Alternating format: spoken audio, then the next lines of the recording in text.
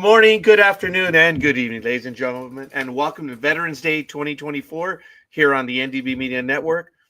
Our joy, acknowledgement, respect, and salutations to all veterans from the United States and from our allies around the world. Today is Veterans Day, November 11th, 2024, the significance of which I don't know if many know, but we're going to go over that. Veterans Day used to be known as Armistice Day. As you know, it is a U.S. legal holiday dedicated to American veterans of all wars. And Veterans Day 2024 occurs on Monday, November 11th, today. In 1918, on the 11th hour of the 11th day of the 11th month, an armistice or temporary cessation of hostilities was declared between the Allied nations and Germany in World War I, then known as the Great War. Commemorated in many countries as Armistice Day the following year, November 11th became a federal holiday in the United States in 1938. In the aftermath of World War II and the Korean War, Armistice Day became known as Veterans Day. It is not the true end of World War I. The official end was on June 28, 1919, where the Treaty of Versailles was signed. Nonetheless, Armistice Day of November 11, 1918 remained in the public imagination as the date that marked the end of the conflict. As I mentioned, 1 year later, November 19th, U.S. President Woodrow Wilson proclaimed November 11th as the first commemoration of Armistice Day. The day's observation include parades and public gatherings, as well as a brief pause in business and school activities at 11 a.m. at the 11th hour on the 11th day of the 11th month. That's how it started.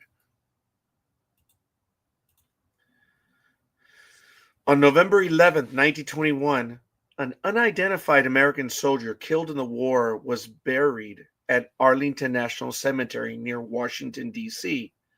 On the same day the previous year, unidentified soldiers were laid to rest at Westminster Abbey in London and at the Arc de Triomphe in Paris. On June 4th, 1926, Congress passed a resolution that the recurring anniversary of November 11, 1918 should be commemorated with thanksgiving and prayer and exercises designed to perpetuate peace through goodwill and mutual understanding between nations, and that the president should issue an annual proclamation calling for the observance of Armistice Day. By that time, 27 state legislatures had made November 11th a legal holiday. An act approved May 13, 1938 made November 11th a legal federal holiday, dedicated to the cause of world peace and to be hereafter celebrated and known as Armistice Day. How ironic that less than 1 year later, the world would be at war, at least as far as our history goes. In actuality, there are no U.S. national holidays because the states retain the right to designate their own, and the government can only designate holidays for federal employees and for the District of Columbia. In practice, however, states almost always follow the federal lead. Ask Arizona about MLK. Ask the federal government of Patriots Day in Washington, D.C. Ask the federal government of Cesar Chavez Day in California. Those are state holidays. Or in the case of the District of Columbia, it's a District of Columbia holiday. I believe April 18th is also celebrated in Boston. So in Massachusetts, I'm not sure what that day is called, but having to do with the ride of Paul Revere. I'm probably mistaken, but I believe there is significance in Massachusetts on April 18th. I don't recall right now. American effort during World War II saw the greatest mobilization of the U.S. Army, Navy, Marines, and Air Force in the nation's history. Now, remember, back then it was the Army Air Force. The Air Force had not been separated from the Air Force yet. In more than 16 million people uh, entered arms, and some 5.7 million more served in the Korean War. In 1954, after lobbying efforts by veteran service organizations, the 83rd U.S. Congress amended the 1938 Act that had made Armistice Day a holiday, striking the word armistice in favor of veterans. President Dwight D. Eisenhower signed legislation on June 1st, 1954, and from then on, November 11th became a day to honor veterans of all wars. The next development in the story of Veterans Day unfolded in 1968 when Congress passed the Uniform Monday Holiday Act, which sought to ensure 3-day weekends for federal employees and encourage tourism and travel by celebrating 4 national holidays: Washington's birthday, Memorial Day, Veterans Day, and Columbus Day, all on Mondays. The observation of Veterans Day was set as the 4th Monday in October. The first Veterans Day under the new law was Monday, October 25th, 1971. Confusion ensued as many states disapproved of this change and continued to observe the holiday on its original date. In 1975, after it became evident that the actual date of Veterans Day carried his significance, I apologize.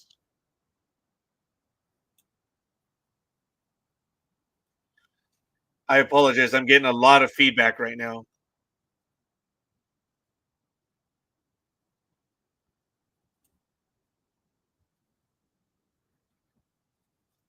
Sorry. This is a tad embarrassing.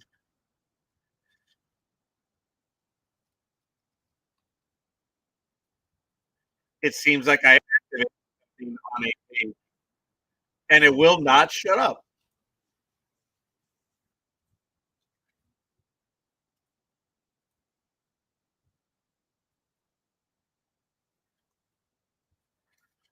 No, it's coming from somewhere else.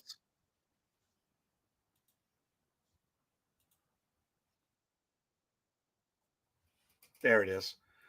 I apologize. I was getting video in the background, so I am sorry about that.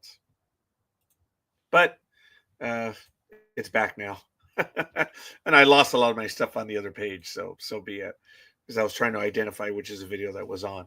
But continuing very briefly with Veterans Day. And so Gerald Ford signed a new law returning the observation of Veterans Day to November 11th, beginning in 1978. If November 11th falls on a Saturday or Sunday, the federal government observes a holiday on the previous Friday or following Monday. So if it's on a Friday or Saturday, it's Friday. If it's on a Sunday or Monday, it's Monday. Government offices are closed on Veterans Day. Great Britain, France, Australia, and Canada also commemorate the veterans of World War I and II on or near November 11th. Canada has Remembrance Day, while Britain has Remembrance Sunday, the second Sunday in November. In Europe, Great Britain, and the Commonwealth countries, it is common to observe 2 minutes of silence at 11 a.m. every November 11th. So it is a big deal.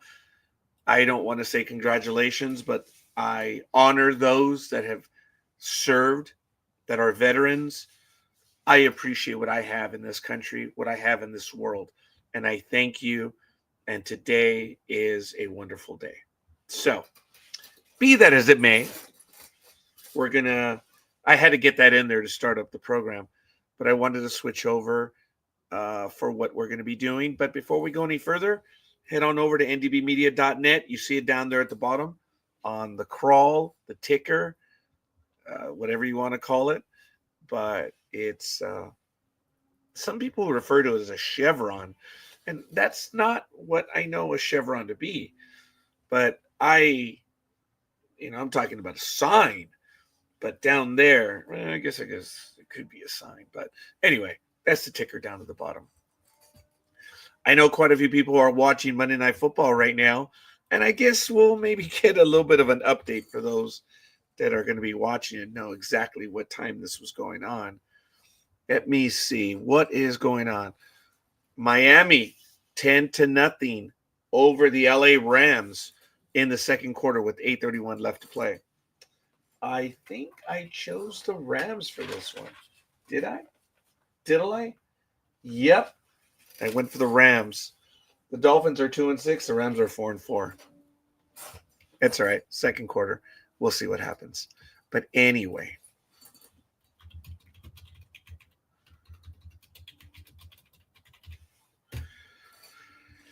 When you look it up, who are the Men in Black? I'm not talking about the 1997 movie. I'm talking about those who are there in the shadows, those that come to encourage you not to speak of what you've seen or of what you know. And some people have even said they have been threatened by people who are dressed in black suits and sunglasses. It's pretty crazy. We all know the famous duo from 1997, Men in Black, J and K, which is really kind of cool. But there's more to them. There's quite a bit of imagery that has that is related to Men in Black. Now, I was looking for some of the images, and some of them were very difficult to go ahead and bring them on screen because they were set up as a web page, and I don't pretend to be an expert on that. But I'm going to, well, ask the question, who are the Men in Black? And when you ask that question, you get some incredible answers. The real Men in Black, the quasi-government agents who silence witnesses of alleged alien encounters. Unlike their Hollywood counterparts, the real-life Men in Black are mysterious figures who threaten people who have reported paranormal experiences. The 1997 Men in Black hit theaters, a science fiction comedy based on a Marvel comic series and starring Will Smith and Tommy Lee Jones. The film tells the story of an NYPD officer who unwittingly chases down a disguised alien and is recruited to join a top secret organization. The Men in Black with the goal of keeping the public unaware of alien refugees on Earth. As you know, the movie was a hit. Sequels were made. I believe there's 4 of them now, total. And most people likely went on their lives not thinking much about it.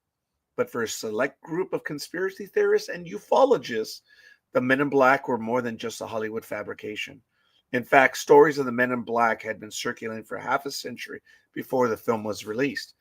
As a matter of fact, in 1997, when my wife and I went to see the movie, after it was over, she enjoyed it. She thought it was amusing. And her comment was, "What a creative, brand new idea." I said, "Oh, no, definitely not." I have a Time Life book, which I did not find right now, but there is an image of the Men in Black from a book that I have going back into the 70s. Now, I've known of the Men in Black for a long time. I've never I have never encountered a man in black or men. And contrary to what everyone believes that it's 2, it's usually 3. And they do ride in different vehicles.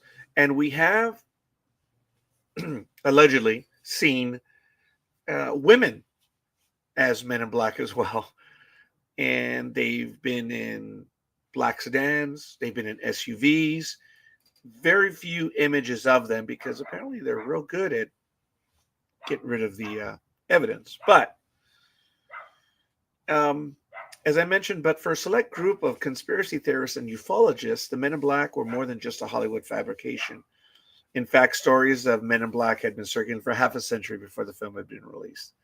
The real Men in Black are said to be shadowy, secretive figures dressed in dark suits who visit witnesses of strange paranormal phenomena, typically those who have claimed to see UFOs.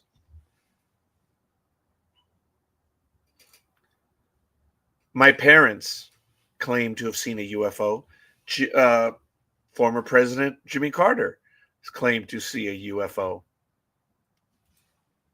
I think he's an honest man.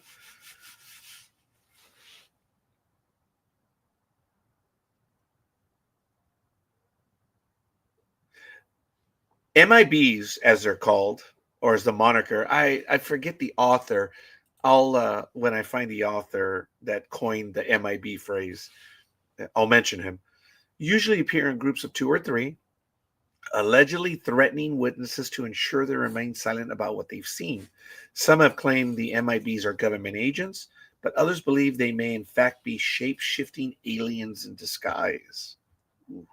In either case, those who claim to have had experiences with the real Men in Black are not quick to forget them.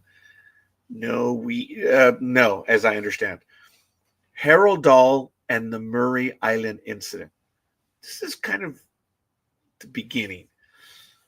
In 1956, Gary Baker released the book They Knew Too Much About Flying Saucers, in which he compiled a series of accounts from people who claim to have had encounters with aliens before being visited by strange men in dark suits. From Barker's account, the first mention of Men in Black can be traced back to June 27th, 1947, and a man named Harold Dahl in what came to be known as the Murray Island UFO incident. According to Dahl's account,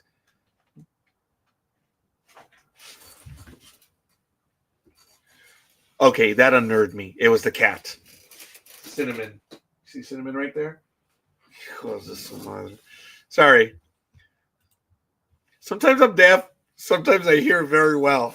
And that cat was on the chair. Ugh. Anyway, I did get a little bit flustered on that one, so I apologize. Ugh. According to Dahl's account, Dahl was on a conservation mission, gathering logs with his son Charles near the eastern shore of Maury Island, Washington and Puget Sound. As he was working, Dahl claimed he saw 6 donut-shaped objects hovering in the air, roughly half a mile above his boat. Before he could make sense of what he was seeing, one of the objects fell from the sky, dropping a barrage of metallic debris. Some of the debris struck Charles, and Dahl snapped several photographs of the flying objects. When the men were back on land, Dahl showed the photographs to his supervisor, Fred Chrisman. Chrisman was skeptical, but when he went to investigate the scene for himself, he allegedly saw one of the strange flying objects hovering before him. Oh. The next morning, Dahl claimed he was visited by a man in a black suit who was able to describe Dahl's experience in eerily accurate detail. The man then said to him, "What I've said is proof to you that I know a great deal more about this experience of yours than you will want to believe." Before leaving, the man warned Dahl that bad things would happen to him if he would ever speak of the incident. Although both Dahl and Chrisman later said the incident was a hoax, it did little to stop conspiracy theorists and ufologists from looking into it. Admittedly, the Maury Island incident gained little notice until Barker's book was published, but it was in the way in which Barker connected Dahl's story to that of a young man named Albert K. Bender that truly kicked off the Men in Black fascination. In 1952, Albert Bender created an organization known as the International Flying Saucer Bureau, a short-lived project mostly known for the magazine and published Space Review. In a 1953 edition of Space Review, Bender claimed that he'd been visited by 3 men wearing dark suits. These men, he said, told him to cease publishing information about UFOs. That same year, Space Review stopped publishing altogether, and the International Flying Science Bureau, or Saucer Bureau, ceased to be. Many assumed Bender had been planning to stop publishing anyway due to his magazine making little money. Still, Bender's story caught the attention of Gary Barker, and it became yet another account in They Knew Too Much About Flying Saucers to feature the Men in Black. We know where the first accounts were. And hi, iBeamer.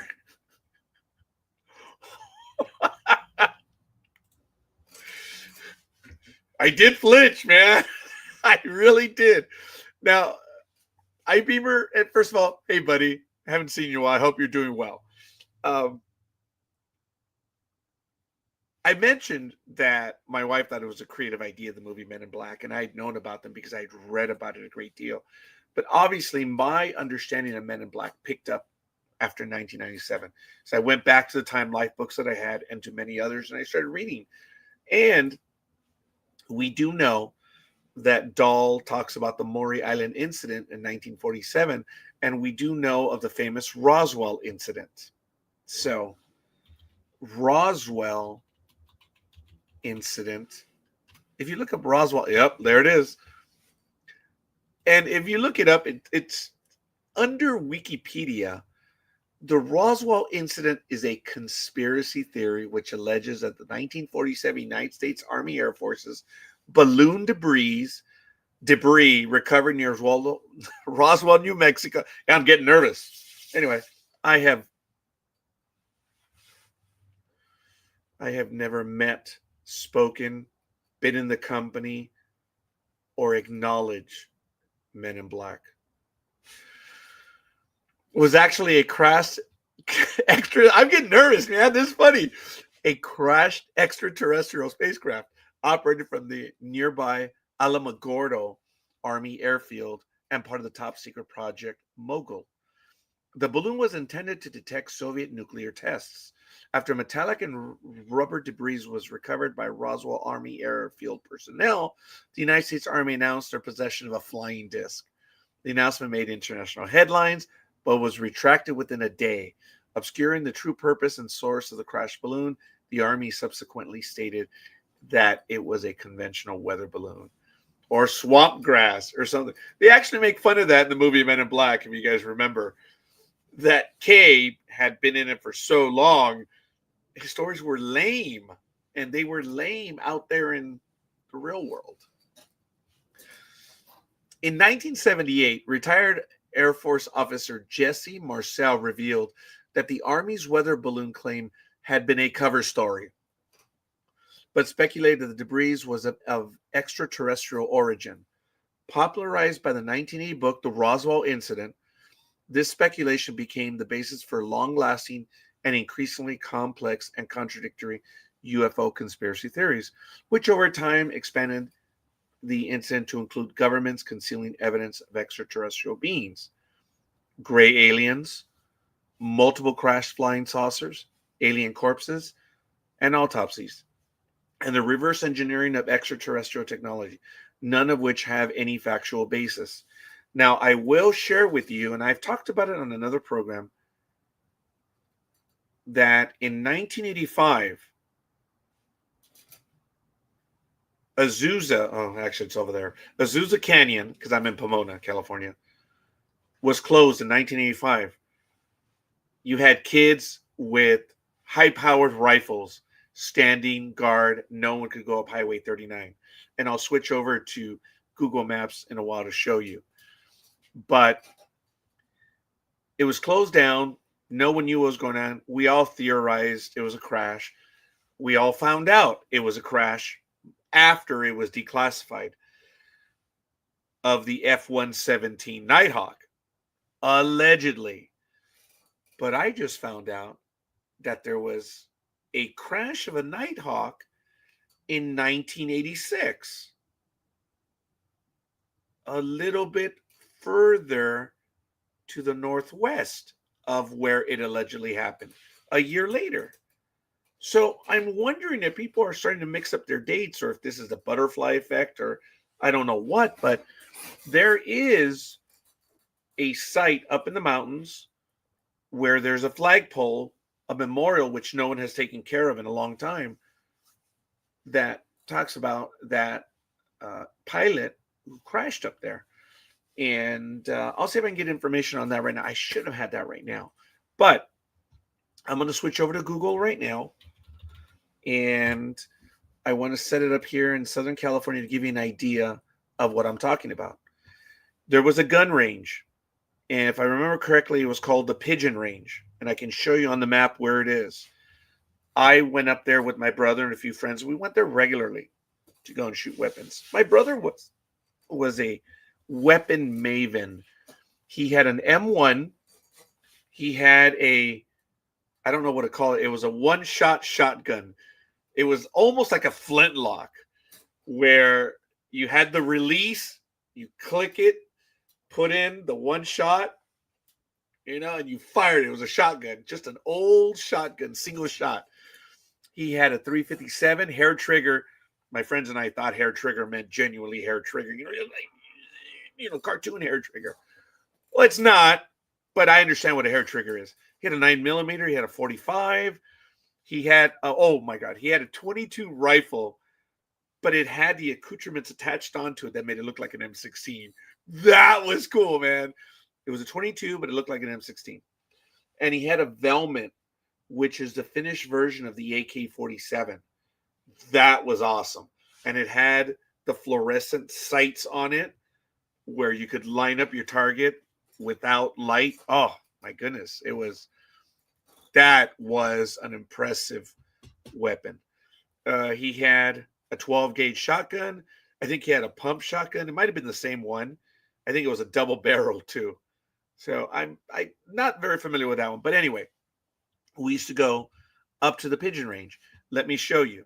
Let me give you a little bit of idea what I'm talking about on some of the things that had happened. So this is Pomona. So you can see a lot of my stuff is around here.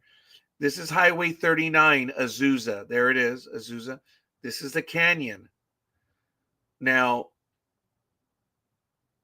there are several dams up here which my department takes care of, and I'm hoping to visit them. And because I know the dam operators. Yes, I know that was funny. I know the dam operators, and I am hoping to visit with them soon. But I remember that before these houses were here, this was like a small alluvial floodplain because this is the San Gabriel River. There are houses here now in a flood zone, but all right, whatever.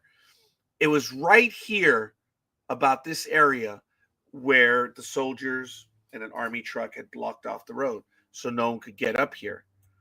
Where the accident happened, where the plane crash happened, I don't know. But this is a very popular place for tourists to go up and check out. It's a beautiful place. I remember being over here in this area, in the North Fork of the San Gabriel River. All along here, we used to go up to the mountains on a Saturday or Sunday because of the river. And it's really nice. It's a full river. You can tell it's covered by water, but I remember stopping all along here, and we have to probably, okay, where is it? Somewhere around here is where we as a family, we would climb down and we would spend time there. But what I'm talking about is going further up, and you can see the Pigeon Range, Pigeon Ridge Fire Road. I believe this is it then. Is that it? I remember we had to walk up to it, but no, this is a little. Actually, this might be it right up here now. Yeah, because once you climbed up, it was a large, wide open area. Let me. Pigeon Range. Yeah, it's not on here. It was closed. Well, anyway, it was closed, and the rumor is that there were gangs up there and they had a shootout. That was the rumor. Nothing ever happened for decades, but it was closed. Is that really the Pigeon Range? Yeah, because when you get up into these, yeah, this is Lake Arrowhead. I mean, Crystal Lake. Yeah, I think I think I know that area. Right? Yeah, I guess that would be it. It is about here where you would come up, and it was just, it was like a tabletop, and there was a drop off. And if you see this, it looks like here's the drop off, but this was the gun range. Yeah, you really can't even get in a good view of it anymore. But you would set up your targets and you would fire whatever you had. No one cared. There was a sheriff's agent or a sheriff's car that would come up from time to time. Maybe they might check to see if you were holstering your weapons correctly, if you were carrying them correctly. They were really cool. Most people up there did what they were supposed to do. But I forget when it was closed, again, the cover story was that there was a shootout up there between gangs. Well, the popular theory is there was it wasn't a first contact. It was, I guess, the fourth contact or whatever you call it. And there was a shootout, but it wasn't between two gangs. It was between some extraterrestrials and some humans. And it's been closed. There's no official reason. There is nothing. And it is in that area. And it's really only about a 30-minute drive from LA. It's not that far if you look at this area over here. This is Azusa. And the drive up there, you can easily get up. Now with traffic on a weekend, it might take you about 40, 45 minutes. But that's where we as a family used to go. So at the Pigeon Range, it is now closed. You can't go and shoot up there. And it's been closed for like 20, 30 years. Rumor has it that there was an incident up there. I've talked about this briefly. I'm hoping to go back up there because if you go, okay, let me go back to the Pigeon Range, Bichada. Where is, okay, it's a fire road. It's a gate, guys. That's it. Look, that's all it's there. Oh, yeah, that's it. Oh, that is it. Yeah, look, you see, it's it's a gate. Yeah, I remember going up that road. That's crazy. So that is the gun range. That's what is now closed. And I don't know what that notice is. It's, it says do not block gate. It's a fire road, so you can't block it. That's really all it says. It's become a fire road. But it's now a hiking trail. And I remember going up there. And yeah, this was about the place where you would turn in and you would see everyone. Everyone would line up like here, like that, in that direction, and fire this way. Because as I said, it was an overlook. So it's closed. I'm belaboring a dead horse here. So I hope to go there myself within, you know what? Screw it. I might try to go this weekend. Yeah, I should. Because of stuff that, well, it's after the holiday. There'll be fewer law enforcement around and see what is up there. I will not take any arms with me because it's not a shooting range anymore. So who knows what could be up there? I haven't been there for, last time we went up was in the 90s. It's been closed since. I'll have to do a search for it. But it was up here, and I've been told it was somewhere to the east where the F-117 came down. But that is more in the rumor. I forget when it was admitted to, but now knowing that there was an incident that I just learned about here, that it left Area 51, or no, the Tonopah airfield. There it is. Here's Tonopah. It left the airfield. Got the alert for the live show, so I just want to stay for a bit. Have a great night, Roger. Thanks, iBeamer. I appreciate it, buddy. I hope you're doing well. And thanks for stopping in. So the guy flew down over here and then spoke to air traffic control. They didn't know who he was. They thought he was a Crusader or some other plane like that. And then they gave him the direction to come over in this way. And the F-117, I believe, crashed in this area. So let me look up F-117 crash site 1986. No. F-117 site 1986. No, there's nothing right there. But it happened in this area right here, which is not that easy to get to, but it's not that difficult as well. And it's not a secret thing. Okay. F-117 crashes. Let me look that up. Nothing? I'm bad when it comes to this. F-117 crash sites.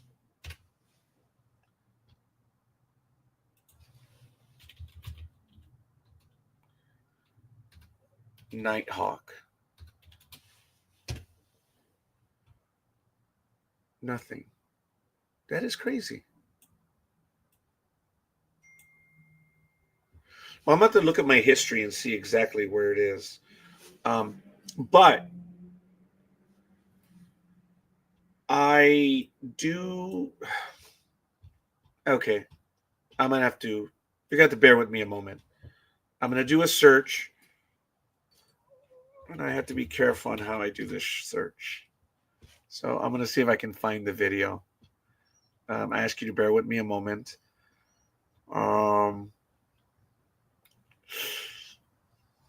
Yeah. Let me see.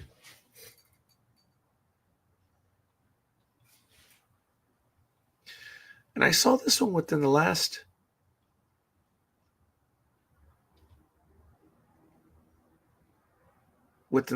2 days. It is a documentary on it, and the pilot is mentioned. The pilot exists in, it's a real thing.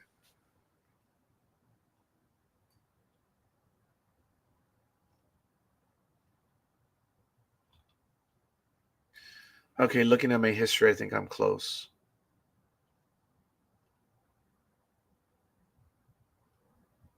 There are just things that I'm not prepared to acknowledge at this point in time. Where is it? And as I meant, oh, there it is. There it is. Okay. Here is the link on YouTube that you guys can check out for yourselves.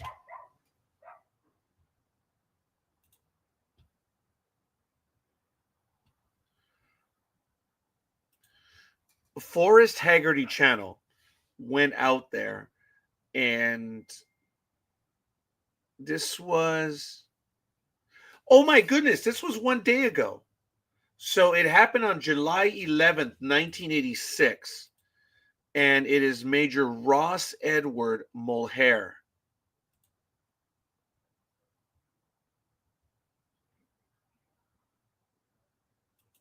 This is funny. He talked about using Google as well in his video. I can't believe exactly what I'm doing is what he did.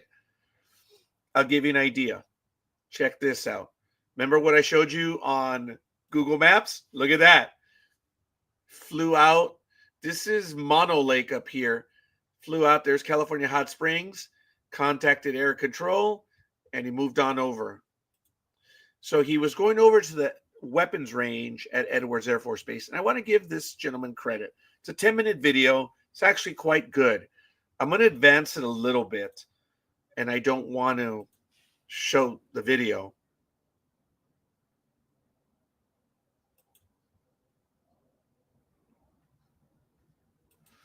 Okay, he's actually west of Lake Isabella.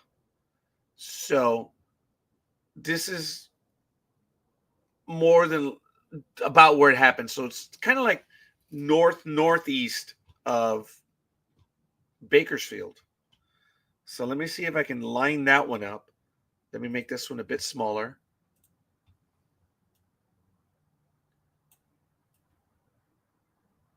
Here's Bakersfield. Where is it? Come on. Okay, there's Fresno. I went too far. Oh, yeah. I'm sorry. This is Bakersfield right here. Here's Lake Isabella. So it's around here where it happened. So looking at his map. Oh, yeah. Look at that. Lining it up. Oh, man. I may have this one lined up almost perfectly.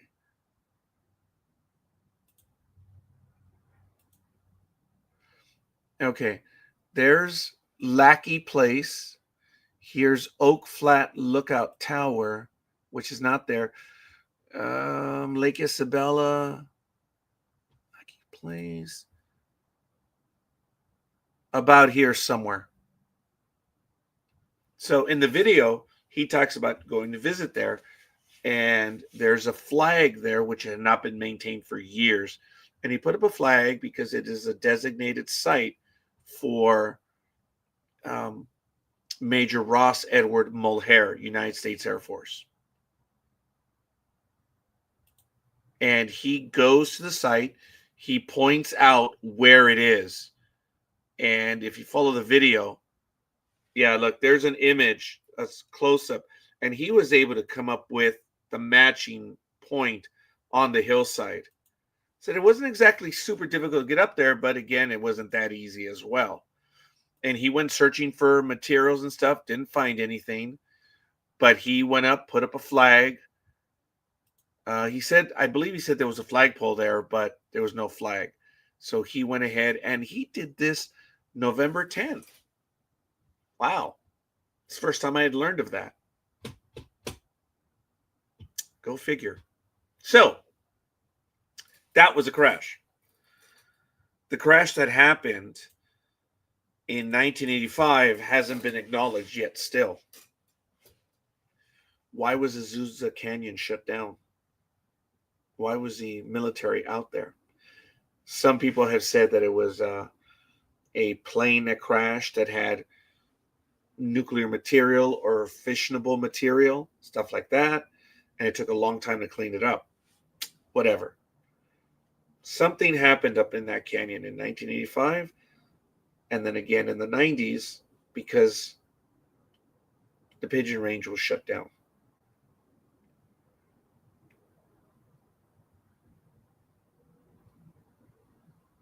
Do you think it's like Independence Day, where the news station reported to people, do not fire your weapons into the sky, you might create an international incident? I thought that was funny reading that, or in the movie. I thought that was funny because that's a typical Southern California thing. Unfortunately, it's sad.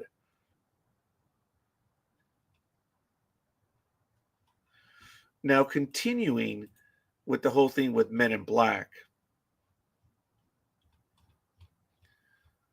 okay, here we go. Gray Barker's book helped spread the Men in Black story. Those who believed in UFO conspiracies often looked to the Men in Black as some kind of proof that the phenomena were true. If a witness was threatened, that made them more believable, the logic went. After all, why would someone try to silence something if it weren't true? But remember, the two guys that first put it in print recanted their stories. My parents never recanted their story.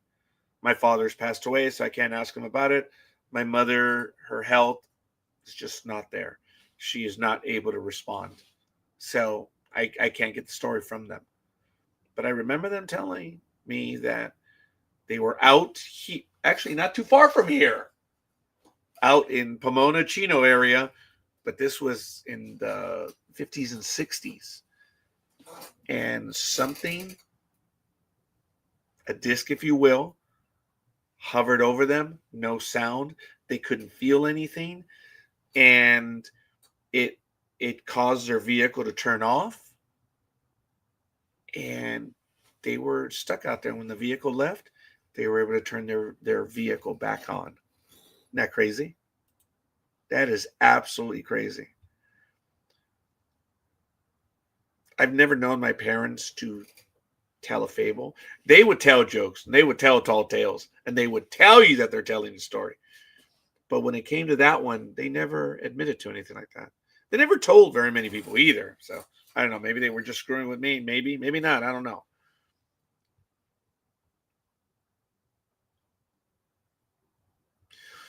By this point, UFOs had evolved from a fringe tabloid section of the paper to the front page. These were the years following the infamous Roswell, New Mexico UFO incident, as I mentioned, and Barker's book served less as a conspiratorial manifesto and more as a collection of a new sort of folklore. This understanding of UFO phenomena and the Men in Black as folklore or cultural mythology was furthered by a 1957 report from famed psychoanalyst Carl Jung, Flying Saucers, a modern myth of things seen in the skies. While Jung never argued for or against the existence of UFOs, he noted, quote, "Our time is categorized by fragmentation, confusion, and perplexity. At such times, men's eyes turn to heaven for help, and marvelous signs appear from on high." I had a moment where I was going to the doctor's office for some exams on the west side, and I had to leave early because the appointments were like 8 in the morning. For those who know, I'm in Pomona, Beverly Hills. That's 50, 60 miles. During the commute, you're a dead man if you leave at 6 a.m. So I was leaving earlier. I forget if I left around 4:30 or 5 because I was going to go have breakfast over at Norm's and, spend time there. But I did notice the other day that when I stopped on a residential street, I looked over to the right, and I swear to you, I saw something that looked like it had two eyes in the window through the wrought iron fence, and it was looking back at me. And I was like, "Oh my goodness, what's in there?" And then I moved, and then it moved. I moved in the other direction, and it moved in the other. So it was a reflection. But I swear to you, I wish I could have taken a picture of it, but it would have been odd in a residential street taking a picture of someone's house at 5:30 in the morning.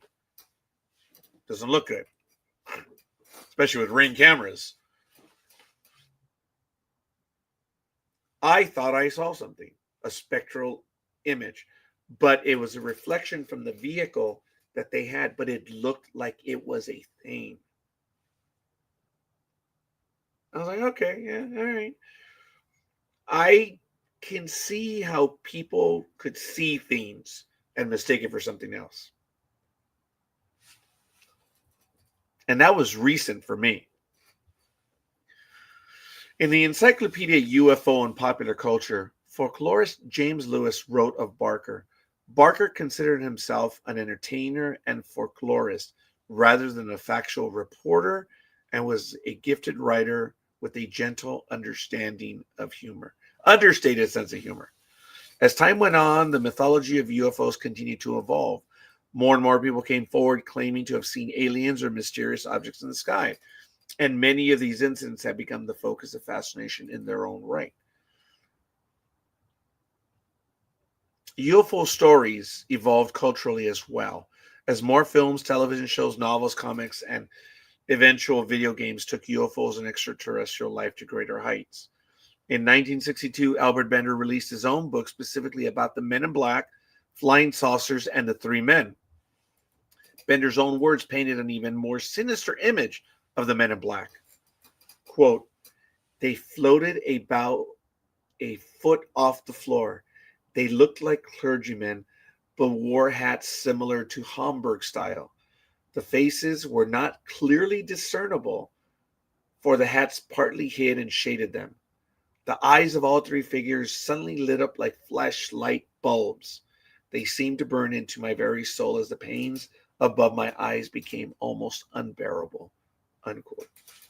Like so much else in the conversation regarding UFOs, the Men in Black changed over time. No longer were they simply government agents offering a warning. They were mysterious entities unto themselves, seemingly human and inhuman at the same time. I've seen those images. They look odd.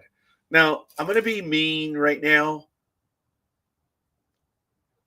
I wish...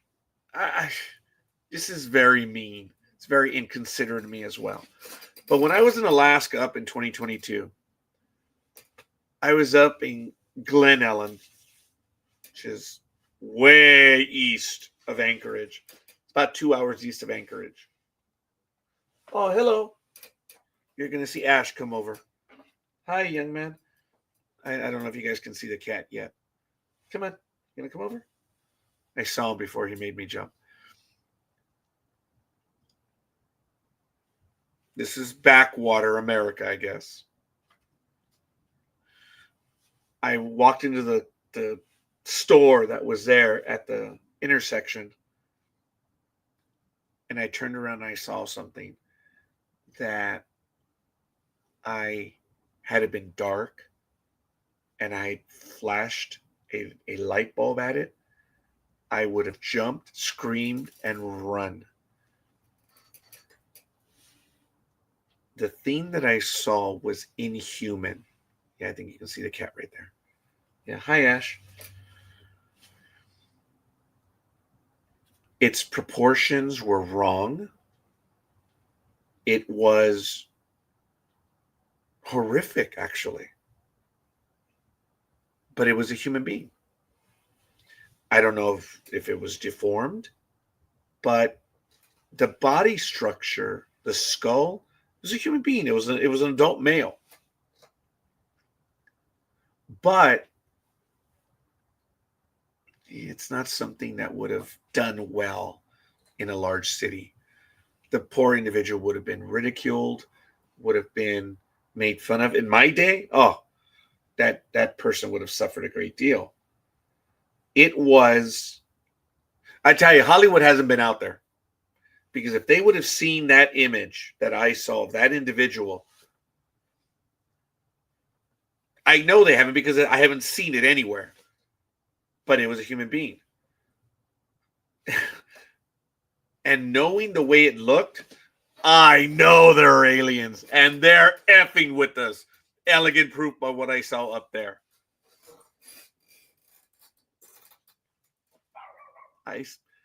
It was a live, breathing human being. And it was strange to me. But spoke English. I didn't, I didn't pull the, the looking around the corner stuff, but it was crazy. Men in Black didn't visit me, though. They didn't clear my memory. So I don't know what to tell you. When I was in Homer, Alaska, I was asking people about the incident down there in the 1940s of that logging town or that fishing village that was destroyed by Bigfoot, or the company of Bigfoots. And no one wanted to talk about it. Some people were like, I don't know what you're talking about. Others were like, they would purse their lips and they'd walk away. Like, ooh. It's like, wow. They said they did not want to be on video. They did not want to be recorded. I was just messing around, man. That was crazy. Asked quite a few people, and no one wanted to say anything on camera. So, who knows? Who knows what happens over there? Now, I don't know if you guys know, but in Nome, that is the place where more people disappear. Nome, Alaska. It's in that area up there. And if you've seen that movie with Mila Jovovich, I think it's the fourth. It's like First Contact, Second Contact, Third Contact.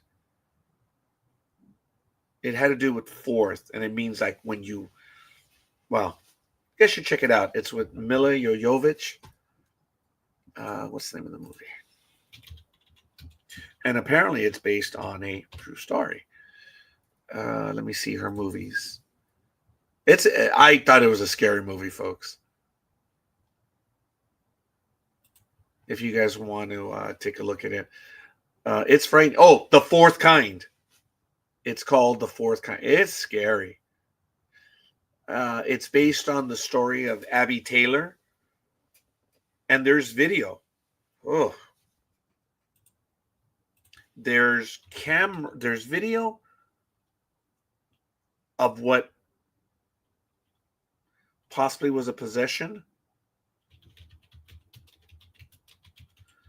And there is not body cam footage, but there is video from a police cruiser of,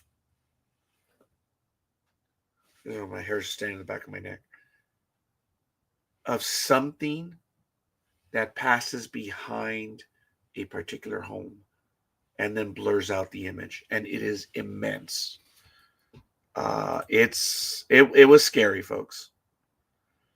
I'm gonna see if I can find that one image. It was scary.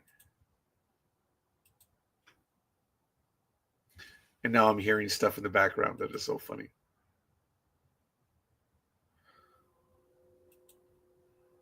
Okay.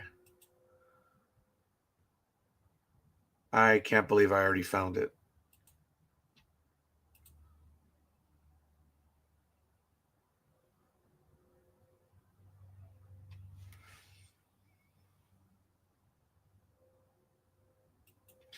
I think it's in the preview for the movie.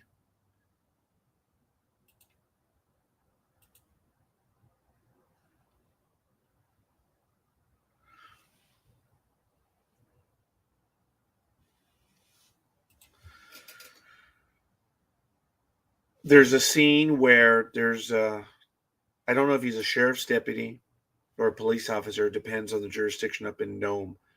But I believe he's in front of the cruiser, and you can hear him say, "Oh my God, you're not going to believe this. You better send backup now." And you see the image passing behind the home. And it is a frightening image. You see the recreation and you see the actual video, which is absolutely frightening. It's a scary movie, guys. So